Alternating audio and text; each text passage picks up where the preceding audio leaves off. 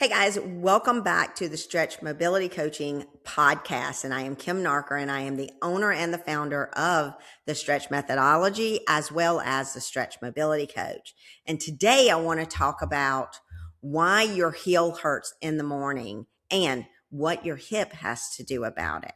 And this, guys, this is what nobody has told you about the foot and how it's connected to everything above it. And I know you've heard some things, but today I really want to dig in to the foot and the hip and how they communicate together so that you better understand why your heel hurts in the morning. Now, thanks for joining me. And today I'm going to be breaking all of this down on why your heel hurts and why your hip plays a part of that. And let's just start this off by have you ever stepped out of the bed in the morning and felt that stabbing pain in your heel the moment that your hip hit the floor, or the moment that you put a little bit of weight through your heel? Or tell me if you've had any stiffness that when you put your foot down on the floor to get out of bed, or after you sit for a long period of time, and you feel like you just need to just stop for a second and then start walking. Well, the way my clients explain it, it is awful. But for many of you, it goes away after you stretch or start moving around. So you think you did everything you could and it was gone, right? Maybe somebody told you it was the beginning signs of plantar fasciitis. So many of you probably searched YouTube or even TikTok for stretches. Maybe you foam rolled your calves, and after doing all of that, it felt better. But it came back, didn't it? So you stretch more, you foam roll more, because those are the things that work. And maybe you're at the beginning of this journey trying to figure out what you're experiencing, but you never fully understand why your heel hurts in the morning. I want to break this down for you today. I'm going to show you exactly why your heel hurts in the morning so you can do something that works to take your pain away for good. Now, I want to dig in some more to this foot and how complex a system your feet are. Your feet is actually composed of joints and muscles, and they are designed to absorb force and move into various planes of motion. And this is a movement system, and I refer back to a movement system because when a system is in decline, it works inefficiently, just like a car does. So I want you to understand that this is an actual system, and you have to look at the whole system to make a change. Now, this movement system is your base, and it's your foundation, okay? And it's connected up your body to other complex system. And today I want to refer to the hip system. Now, last week I dove into your hip joint, and a few weeks ago I introduced the barefoot truth and an episode on are your shoes causing your foot problems? Go back to those episodes. They've got a lot of good information in there. But today I want to tie the foot and the hip connection together so that you can see the connection with both of these systems. Now, today you're going to understand exactly how complex your lower body movement system is and how it affects your heel problem and what happens when you get out of the bed or get up to walk. I want to break all of that down for you so that you can get the answers that you are looking for. Now, let's talk about the foot itself, okay? Your foot, we've talked about this before, has 26 bones. You have 33 joints. Now, a joint is where two bones connect together. And I don't know if you're watching this on YouTube or just listening on the podcast, but when you have two bones together, there is a capsule that surrounds that. And these are what I'm referring to as the joint capsules. And these joint capsules in the foot, they all play a role in movement as it relates to standing in a static position, or how it relates to movement when you are actually, getting down to the floor, walking, running, or even jumping. And every single one of these joints in your feet has an amount of movement range that each of these joints are supposed to utilize. And the in-range mobility in these joints begins to decline silently. And this decline can lead to symptoms. So let's break down this in a way that you can easily understand what is going on. Your foot has several separate systems. Each one serves as a specific purpose when you are standing still and a different purpose when you are moving. I want to talk through each one of these, okay? So your ankle, okay, it sits between your lower leg and your foot, and this is called the talocrural joint. This is where the tibia and your fibula of your lower leg meet the talus bone of your foot. Now, the talocrural joint is a hinge joint. That means it acts like a door hinge in your home. It moves in one plane only. Dorsiflexion is when your toes move up toward your shin bone. Plantar flexion is when your toes move away from your body. And that is the only job of this joint. Up and down, one plane, nothing else. Now, the rear foot directly beneath the ankle. So we're going to be talking about this complex here, and then we're going to dig into this complex here, okay? So it's directly beneath the ankle, and it's called the rear foot complex. And this is made of two separate but connected joint systems. The first is the subtalar joint, and this is the articulation between the talus, and so this is your talus, okay, sitting on top, and the calcaneus, your heel bone, sitting below it. And this is a plane or a gliding joint. It produces inversion, which is when the sole of your foot turns inward, and then eversion, which is the sole of your foot turning outward, kind of like this, okay, twisting action. These two movements are the foundation of what we call pronation and supination, okay? So pronation goes this way, supination goes this way, and these are the movements your foot makes every time you step on it. This joint actually communicates with the tibia above it, and it drives a chain of rotation all the way up to your hip. Now, the second area is the choke arch joint, also called the transverse tarsal joint. Now, this is a compound joint, and it's made of two articulations working together. It is the talus and the navicular bone, which they call that the talonavicular joint, which connects the talus to the navicular bone.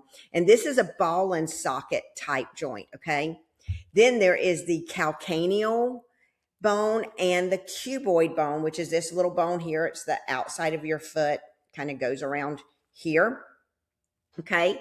And it connects to the heel bone, which is your calcaneus, and this is a saddle joint, okay? Together, these two joints, so this one and this one right here, okay?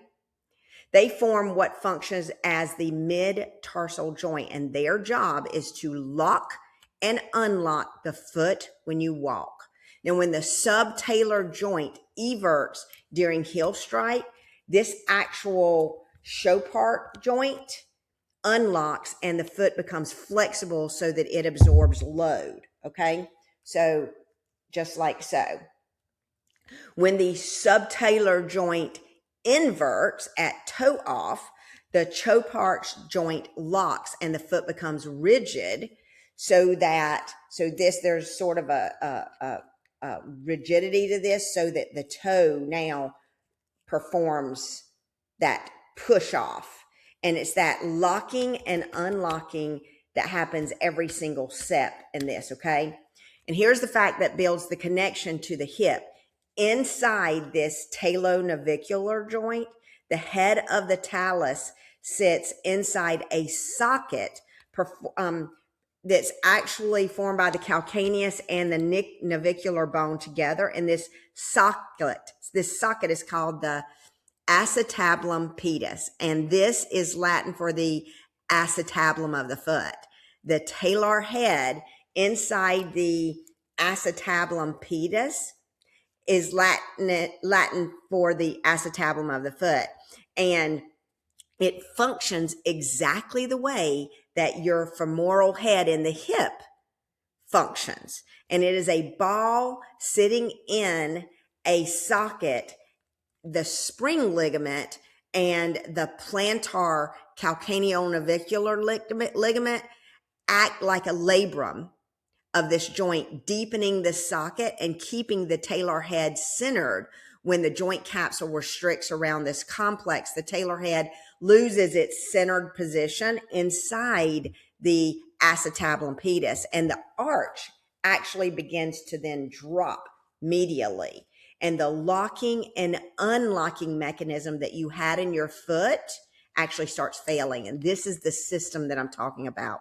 And the rotational chain above this is disrupted in the hip every step. So your hip has an acetabulum, your foot has an acetabulum pedis, and both are ball and socket mechanisms, and both require a centered position to be not in a decline, okay? Both of those lose that centering through joint capsule restriction. Both respond to the same solution. Now, let's talk about the midfoot. The midfoot is made up of 5 tarsal bones. So 1, 2, 3, 4, 5 here. You've got all of these 5 tarsal bones, and they form the transverse and longitudinal arches of your foot. And when these small gliding movements are present, your foot can distribute force evenly across the arch of the foot. And when the joint capsules of this midfoot start to restrict, those small movements, well, they don't move as well, okay? And the foot cannot complete its pronation and supination force that it was designed to do. So it distributes that across the arch in specific areas. And guys, that is how plantar fasciitis and metatarsal stress fractures and arch pain begins, okay? The plantar fascia runs along here. It attaches here at the calcaneal bone. And when you've got that overpronation and you're loading with that overpronation, it's going to put a stress on the plantar fascia. And every time you take a step, it's going to be a problem. Now, let's talk about the forefoot. The forefoot contains the metatarsal phalangeal joints. We call these the MTP joints, where your metatarsal bones meet the base of your toes. And these are condyloid joints, and they allow flexion and extension, and they each give a little bit of AB and adduction as well. Now, the most important joint in your entire forefoot is this MTP joint. And the joint at the base of your big toe, it's going to need at least 65 degrees of extension for normal push off in every step that you take when you're walking or running. Now, when this capsule of this joint restricts, that extension is lost, okay? Your foot cannot complete a walking cycle or running cycle or anything else that requires your toe, like walking down a stair. And everything, when this is off and this starts to restrict, everything above it, which is, you know, the midfoot area, subtalar area, the ankle, the knee, the hip, the low back, all of it is going to compensate. Behind the toes themselves are the interphalangeal joints. These are actually the IP joints of each of the toes, and these are hinge joints. They move only in one direction. They flex and they extend. And they do the same thing here as what the ankle does here. Their jobs here are just to grip the ground and to contribute to push off. So let's summarize this. Your foot is comprised of what I call 4 systems: the ankle, the rear foot system, the forefoot system that we talked about. The midfoot system and the forefoot system. And each one of these systems has a specific job.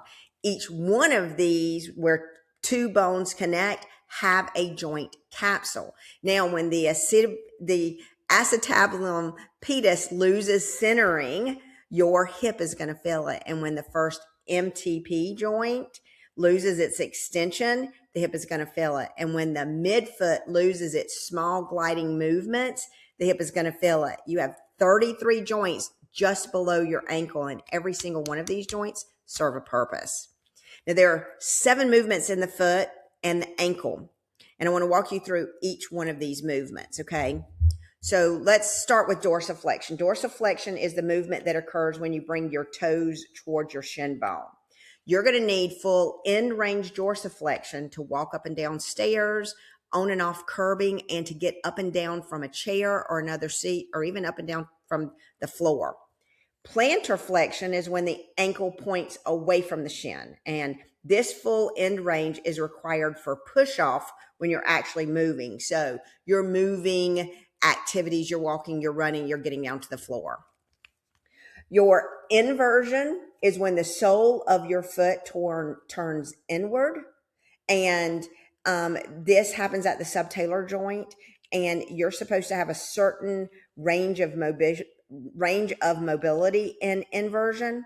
Eversion, the sole of your foot turns outward, and it works with the subtalar joint to absorb the ground forces. Now, pronation is the combined motion of dorsiflexion and eversion, okay? The foot flattens to absorb load that is required for walking and running and more moving activities. Now, supination is the combined motion of plantar flexion and inversion, and this is when the foot becomes a rigid lever for push off, and it's required for this toe off, okay? And this big toe, this extension of the first metatarsal phalangeal joint, the normal range of motion is about 65 degrees. And when this joint loses in range motion, your walking pattern is altered and it is felt all the way up to your hip. Your foot is designed to read the ground and respond to every single step that you take. It is a dynamic movement system with 33 joints, and all of those joints need their full range of motion. When any of these joints lose the end range joint mobility, the entire system must compensate, and that compensation is going to communicate with your hip. Let's dig into some research here, okay? I want to show you what the research is telling us about the foot because these numbers are alarming. Approximately 2 million Americans are treated for plantar fasciitis every year. Many have this recurring problem, and then it just goes away, they think. 1 out of every 10 people will develop plantar fasciitis in their lifetime. Now, in adults over 65, the most common conditions are all in the foot. You've got bunions that affect 37% of the population over 50. You've got hammer toes that affect 60% of the aging population. And I'm seeing ossification in the second and third MTP joints here as early as in clients that are in their 20s and 30s right now. It's alarming. Now, chronic ankle instability develops in about 40% of people after a lateral ankle sprain.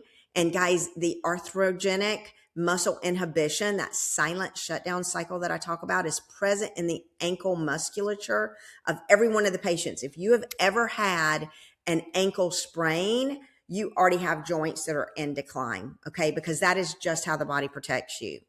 Now, limited ankle dorsiflexion significantly increased the risk of plantar fasciitis and directly alters hip and knee mechanics. Lack of ankle dorsiflexion range causes increased activation of the hip adductors relative to the gluteal muscles, and the foot restrictions directly inhibit the hip stabilizers.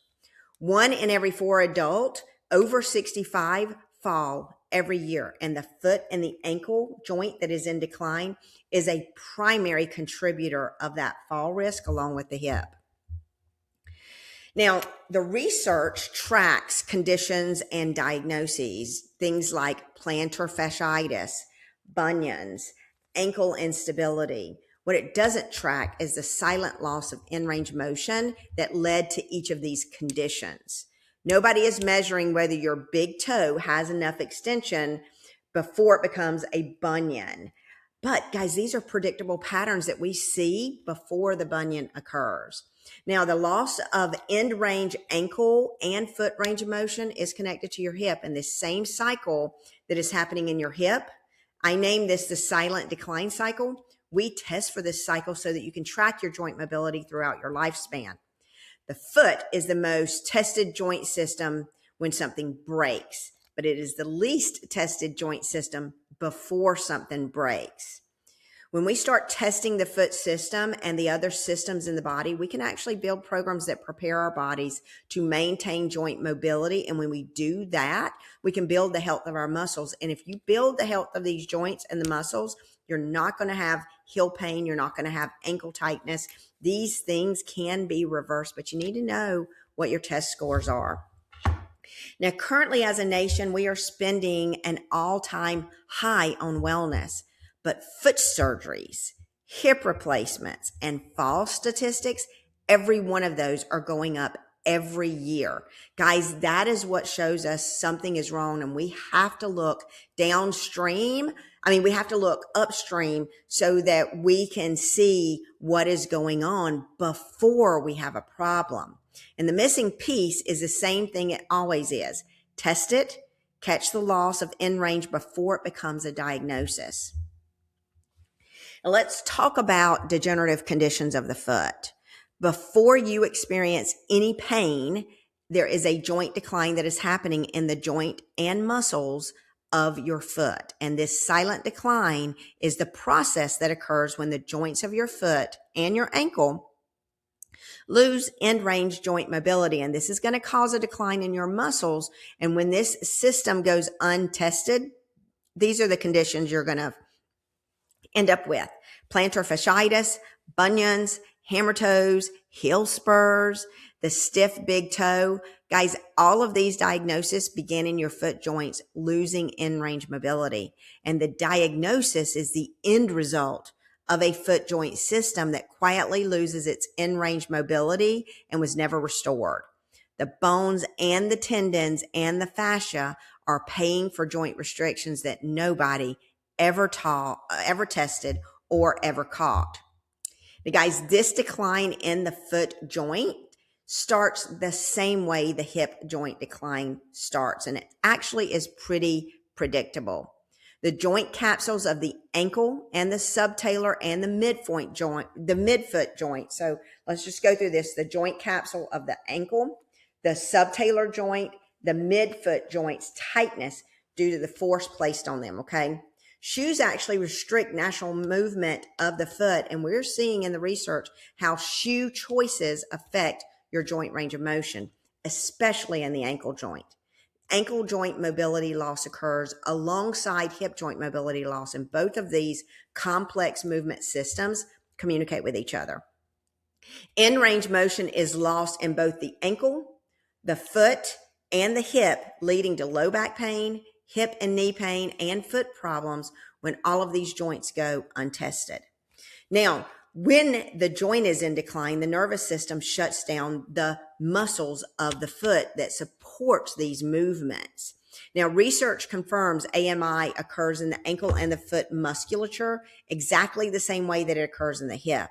And when the ankle joint capsules restrict, the nervous system inhibits the tibialis anterior and the peroneus longus and the intrinsic foot muscles.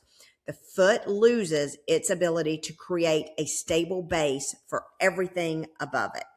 The arch is going to begin to collapse, and they call that flat foot. They're not collapsing just because the muscles are weak, guys. I want you to understand that the joint restriction is inhibiting them, causing an unhealthy muscle. And an unhealthy muscle is a muscle that is in an atrophic state. It means it's losing muscle fibers. Weakness doesn't occur in these muscles as a standalone state, okay? More importantly, the function of the muscle is lost in this process. All of this is correlated to the joint mobility loss. Now, I want to talk about what happens when your foot, your ankle, your knee, and your hip joints lose their end range joint mobility. You move every day. In fact, you expect to move, then one day you wake up surprised that you can't move like you did the day before. Here is what is happening. You lose end range joint mobility in your joints.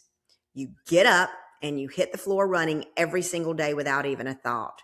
When your joints and muscles are in a state of decline, you still move because you don't know it's silent. When it's in this decline, your body has to protect the joint, and it does this through the process I mentioned above, AMI, arthrogenic muscle inhibition. The nervous system of yours has to take over to protect your joints and muscles. This is the joint decline I want you to better understand. And when your joints and muscles are in decline, your body has to compensate for you to move every day. We need to be thankful that we can even move. And you know what? When a doctor tells you, I don't even know how you're moving, it's true. Our bodies are so intricate and we need everything that our body gives us. Now let's talk about compensation patterns. These patterns are typical when you track joint and muscle decline. And when the foot cannot pronate fully, it no longer absorbs impact and forces are going to go into the plantar fascia. And when the big toe can't extend, the foot cannot complete normal running or walking cycle, and everything above it is going to have to compensate. When this subtalar joint loses eversion, okay, when it loses that eversion, the tibia is going to internally rotate excessively, and that rotation is going to go directly to your knee and also up to the hip. And the plantar fascia is going to tighten to protect the foot that cannot stabilize itself. This is plantar fasciitis. The metatarsal phalangeal joints stiffen because the foot is no longer loading through its full available triplanar motion. It's how a bunion formation and hammer toes form. Now, your nervous system protects your joints by building fascia to help the declining muscles and by building bone spurs for the joints to give them stability because all of the joints have been unchecked. When this process goes untested and not maintained, it leads to bone growth, which is bone spurs. This leads to inflammation, commonly referred to arthritis.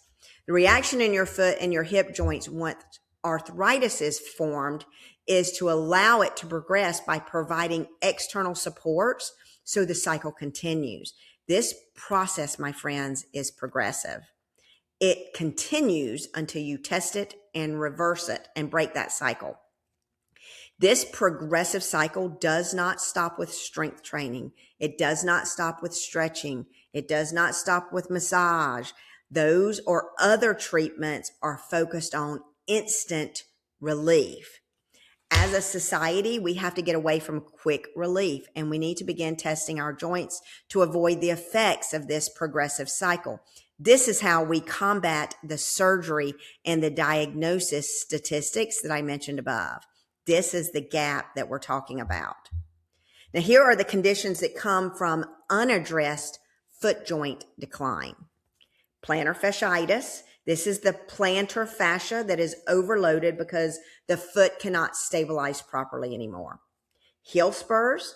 The bone actually grows because the movements are not where they need to be. And guys, if you address that and get the movement, the actual bone spurs do reabsorb. Bunions are a progressive deformity of the metatarsal phalangeal joint, and it is caused from an altered load distribution throughout the forefoot. Now, big toe extension loss, it actually progresses, and most doctors just want to fuse it so that you don't have to worry about it anymore. Then the next thing to go is hammer toes. You start building ossifications here between the second and the third MTP joints. Okay. You get chronic ankle instability. AMI in the ankle musculature leaves the joint without proper deep stabilization. You get Achilles tendinopathies, where the calf and the Achilles overload when the ankle loses dorsiflexion range of motion. And then on the bottom of your foot right here, a Morton's neuroma. This is actually a nerve compression from altered forefoot mechanics from this loss of ankle subtalar midfoot mechanics. Guys, these are not all separate diagnoses, not right now. They're the same decline showing up in different places at different stages. And the most important thing I need you to understand is that by the time you feel any of these joint restrictions that caused, because it's been running for so long, it has already changed and altered the way your foot, your knee, and your hip above it move. Now, here's what you can do about this right now. You've probably never had your joints tested in your foot. Not really. Not in a way that I'm describing. No one has measured your ankle dorsiflexion or your subtalar eversion, whether your big toe has its full end range extension. Testing, my friends, is the missing link. Once you have this information, we can build a program that will reverse this decline. Now, here's what you're feeling right now. First step out of bed in the morning when your heel hurts. That is the plantar fascia protecting the foot that has lost stabilization. That ankle that feels unstable or it's really tight, that's the AMI and the ankle musculature from a joint that has been restricted for a while. Now, the big toe that stiffens or catches when you walk, your body's just going to ignore it, okay, and just shut that down and cause that system to progress. That is the MTP joint losing its end range extension. Now, chronic calf tightness that never resolves no matter how much you stretch, those muscles are holding a joint, trying to be a support system when it's meant to move the joints. Now, guys, every one of these things, these are symptoms, and these symptoms are predictable joint and muscle decline. These are the foot joint system in decline speaking to you, and now I feel like you know what they mean. You do not manage this decline with stretching and rolling ice heel or putting your foot on a tennis ball or massage or orthotics. Let's go through what's happening when you do these things. Stretching the calf is not going to release the ankle joint itself. Orthotics, which are just to help avoid this overpronation that is happening or the supination, these actually are going to cause your foot to no longer move, and it is going to accelerate the loss of joint mobility in your entire foot and ankle. Orthotics are an external support that will cause you to have your joints go into accelerated decline. Even though it feels better, my friends, you need to get all these joints open back up and doing what they're supposed to do. You need to address the system as a whole. Now, for those of you that are taking anti-inflammatories and injections to reduce your pain signal, the mechanical cause that keeps your joints and muscles are the ones sending you that signal. That is your car engine light that is coming on. And instead of fixing that light, you're just turning it off. Your foot does not need any more anti-inflammatory or cortisone injections. The joint capsules have to be addressed directly the same way it has to be addressed in your hip. And when you work with a specialist that understands the silent decline cycle, you gain the joint mobility loss and you stop it from accelerating into a diagnosis. A specialist specially trained in the AMI cycle will test your joints to see which joints are restricted throughout your body. Then they're going to build a program that addresses those restrictions, starting with improving the joint mobility in all of those joints. They're going to help center the joints that need to be centered and then do other things to make sure the system is working correctly, because this is a complex system. A stretch mobility coach that holds a master credential in stretch mobility coaching will have the skill and the specialty trained in this cycle specifically. Now, here's what you're up against. Your foot and the hip communicate via your joints, your muscles, and your nervous system. And this system works differently in every area of the body. And every system communicates above and below where it is located. And this system is complex. And when the system is in decline, it becomes progressive. And this leads to a diagnosis and a dysfunction. Then it progresses silently until you need surgery.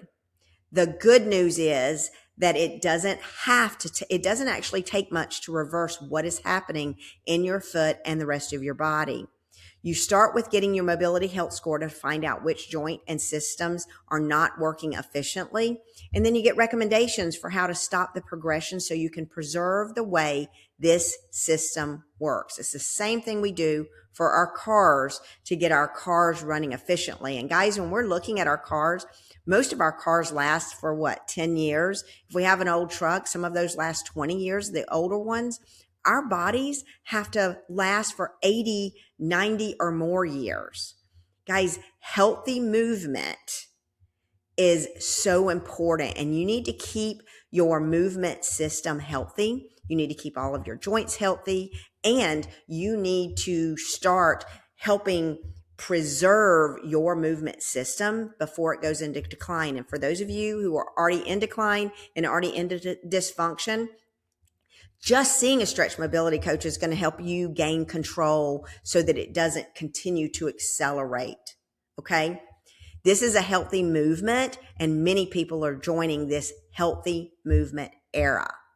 Now, what you learned today is your first step in finding out about your movement system and what your movement system is, what the joint complex is, and the silent decline that I talk about that happens in your joints and muscles. Come in, get tested, all of it, every joint. Your foot, your hip, your whole chain. Get your mobility health score. Get your movement age.